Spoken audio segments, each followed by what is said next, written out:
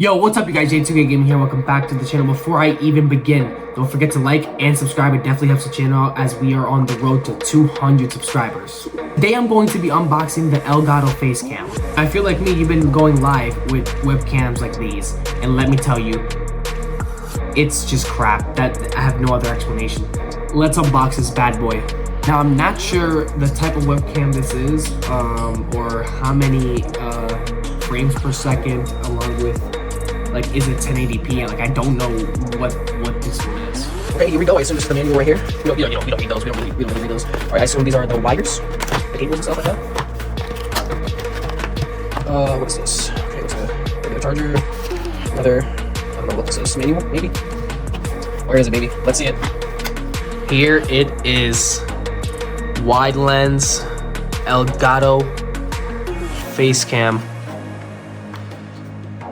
Here it is, bad boy with the cap on it. Let's take the cap off real quick. Look at that. Look at that. A beauty. Now let's set this up. This is what it currently looks like with the lighting just looming up in this. Look, it can't even focus.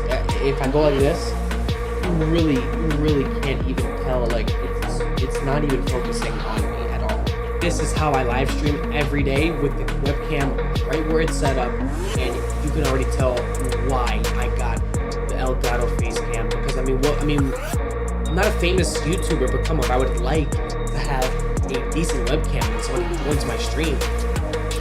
Now this is one more look at what I've been streaming with the past 10 months, and this is what it looks like with the new Elgato Facecam. Let's see how it looks. And just like that, this is already better than the other webcam I have. Literally night and day difference between the two. Obviously, one is more expensive than the other, one is more better than the other, but what a difference. I can't wait to look at this video back and actually tell the difference in this webcam and what you guys are watching me in. I am super excited to stream with this going forward. Definitely a plus. So if you are a up-and-coming live streamer like myself, definitely get one of these and not this. This had the little LED thing, which was kind of good, but it just wasn't as good as what I'm filming on right now. And actually, like, it's real. Like, the latency is like super good, way better than the one I was using right here. Now, down in the description down below, I'm going to link the Elgato website so that just in case you get one of these, you can edit how it looks and stuff. I just got done doing that.